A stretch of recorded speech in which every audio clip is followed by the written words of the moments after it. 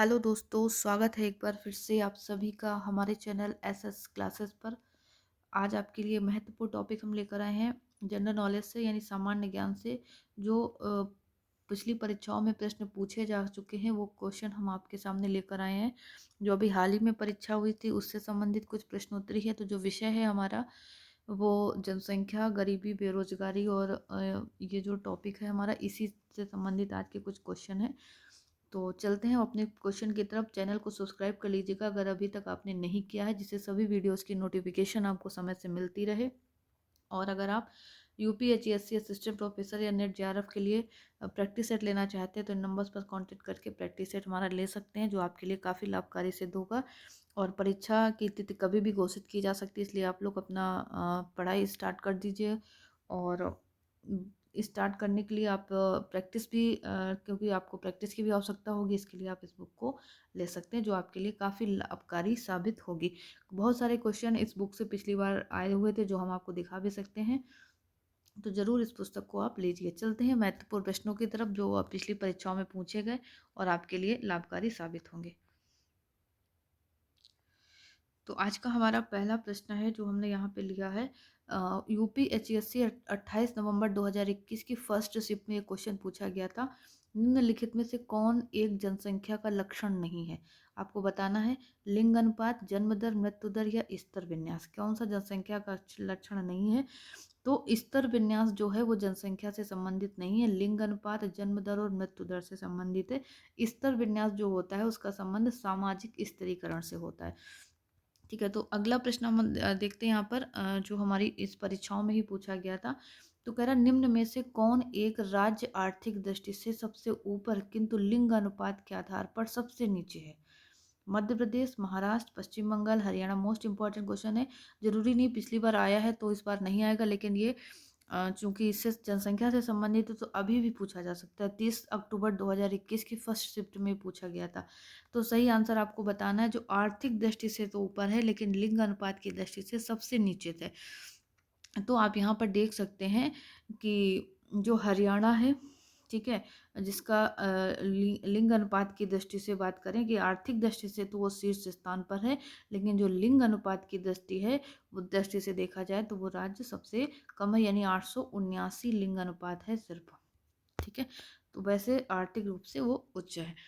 अगला प्रश्न है कि हमारा जो भी ये पिछली क्वेश्चन में ये भी पूछा गया था कि चतुर्थ विश्व शब्दावली, चतुर्थ विश्व ये जो शब्दावली है किन देशों के लिए प्रयुक्त की गई? उच्च विकसित, न्यूनतम विकसित, विकसित या विकासशील। इंपॉर्टेंट क्वेश्चन है। चतुर्थ विश्व शब्द का प्रयोग किया गया 30 अक्टूबर 2021 को पूछा गया था ये विज्ञापन 50 में। तो चतुर्थ विश्व की जो संज्ञा दी गई वो किसके लिए दी गई जी, आपको यहाँ पर बताना है। चतुर्थ विश्व की संज्ञा किसको दी गई? उच्च विकसित, न्यूनतम विकसित या विकसित या विकासशील देशों के लिए।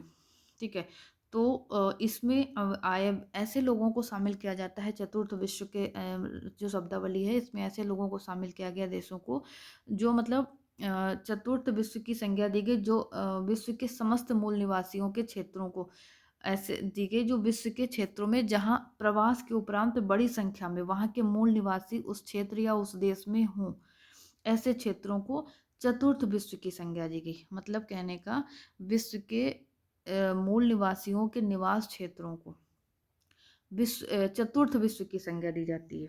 मतलब ऐसे विश्व के क्षेत्र जहाँ प्रवास के उपरांत बहुत बड़ी संख्या में वहाँ के मूल निवासी कह सकते हो या उस क्षेत्र या देश में मौजूद हो, ऐसे लोगों को चतुर्थ विश्व की संज्ञा दी गई। जैसे कि अफ्रीका हो गया, लैटिन अमेरिका हो गया, ये क्या है?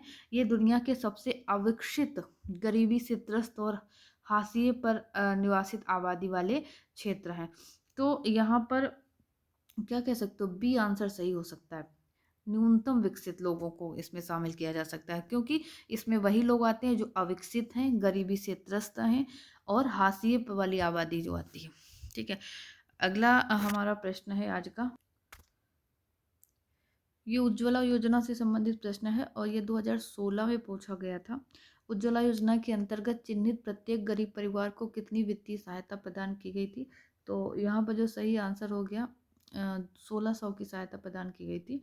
ठीक है, ये जो कि करंट का समझ समझ सकते हो क्वेश्चन आप। अगला क्वेश्चन है हमारा कि भारत सरकार द्वारा बजट 2016-17 में जो प्रारंभ किया गया नकुल स्वास्थ्य पात्र, नकुल स्वास्थ्य पात्र है वो किससे संबंधित है? जनसंख्या से, डेयरी क्षेत्र से, गरीबी निवारण से या सामुदायिक कल्याण से? तो ये किससे संबंधित है? नकुल स्वास्थ्य पत्र, ये है डेयरी क्षेत्र से संबंधित।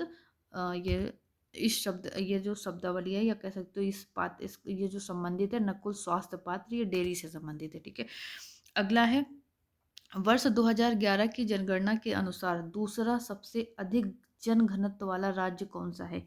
उत्तर प्रदेश, बिहार, पश्चिम बंगाल या पंजाब?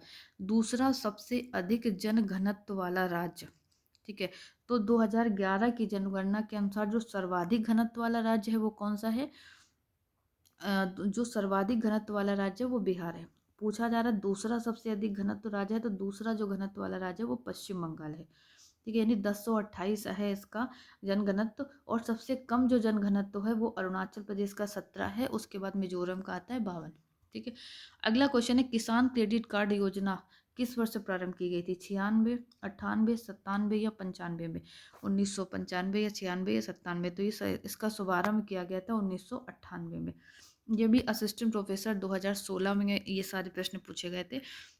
अगला प्रश्न है 2011 की जनगणना के अनुसार उत्तर प्रदेश के निम्नलिखित जनपदों में किसमें महिला साक्षरता दर सर्वाधिक है? तो ये विवादित प्रश्न था। कानपुर ऑप्शन वैसे इसमें सही है, तो उसमें सही आंसर जो जनगणना के अनुसार कानपुर नगर आता है महिला साक्षरता में सर्वाधिक था। इसमें सिर्फ कानपुर दिया गया है क्योंकि कानपुर 2 में बचता है, कानपुर नगर और देहात में, इसलिए इसको उत्तर आयोग ने इसको मतलब हटा दिया गया था उससे। तो कानपुर नगर की यहाँ पे है। ठीक है, ध्यान रखना है आपको, साक्षरता दर महिला सर्वाधिक। अगला क्वेश्चन है हमारा, कहता है कि संयुक्त राष्ट्र के जनसंख्या संभाग के आकलन के अनुसार मई 2018 में भारत की जनसंख्या कितनी थी? मई 2018 में 136.6 करोड़, 35.4 करोड़, 137.5 करोड़ और 134.2 करोड़। असिस्टेंट प्रोफेसर 2016 में भी क्वेश्चन ये पूछा गया था। तो इस जनसंख्या मई 2018 के अनुसार जो जनसंख्या थी हमारी वो कितनी थी? 135.4 करोड़ थी। ठीक है, अगला प्रश्न है सीबीडीटी किस प्रकार के करों के साथ जुड़ा रहता है?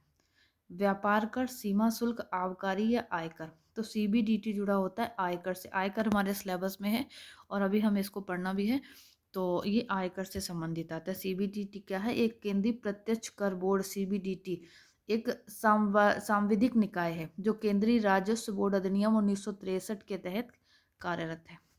ठीक है, अगला प्रश्न है हमारा, जब सरकार की वर्तमान आय अपने मौजूदा खर्च की तुलना में कम हो जाती है तो उसे क्या कहा जाता है? बजट घाटा, राजकोषीय घाटा, राजस्व घाटा या प्राथमिक घाटा? तो जब सरकार की वर्तमान आय अपनी मौजूदा खर्च की तुलना में कम हो जाती है तो उसको क्या कहते हैं? राजस्व घाटा कहते हैं।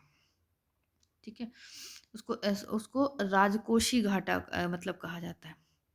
ठीक है, राजस्व घाटा क्या है? सरकारी बजट के राजस्व खाते का कुल व्यय यदि कुल आय से अधिक हो तो घाटे की मात्रा राजस्व घाटा कहलाती है।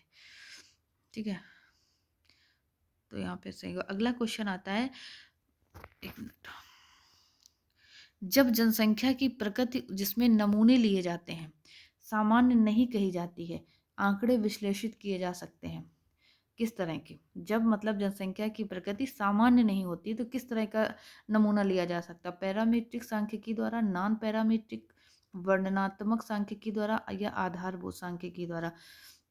तो जब जनसंख्या की प्रकृति जिसमें नमूने लिए जाते हैं सामान्य नहीं कही जाती है तो इस प्रकार के आंकड़े नॉन पैरामीट्रिक सांख्यिकी द्वारा लिए जाते हैं। यानी बी यहाँ पर सही हो जाएगा, नॉन पैरामीट्रिक द्वारा ये आंकड़े लिए जाते हैं। ठीक है, तो ये थे हमारे आज के महत्वपूर्ण प्रश्न। अगर आपको प्रश्न अच्छे लगे और अगर आप चाहते हैं कि इस तरह के प्रश्न हमें निरंतर मिले तो हमें ज़रूर कमेंट करके बताइएगा, और आप लोग का अगर रिस्पांस मिलेगा तो ही हम इस तरह की क्लास को कंटिन्यू करेंगे। अन्यथा जैसा चल रहा था हम कोशिश करेंगे कुछ दूसरी तरह के क्वेश्चन देने की। बाकी अगर इस तरह के क्वेश्चन आपको पसंद आते हैं तो आप हमें ज़रूर बताइएगा कमेंट करके, और वीडियो को अधिक से अधिक शेयर कीजिएगा, लाइक कीजिएगा, जिससे इसको शेयर करने से सभी अन्य लोगों को भी इसका लाभ मिल सके। मिलते हैं कल फिर एक महत्वपूर्ण टॉपिक के साथ। Thank you.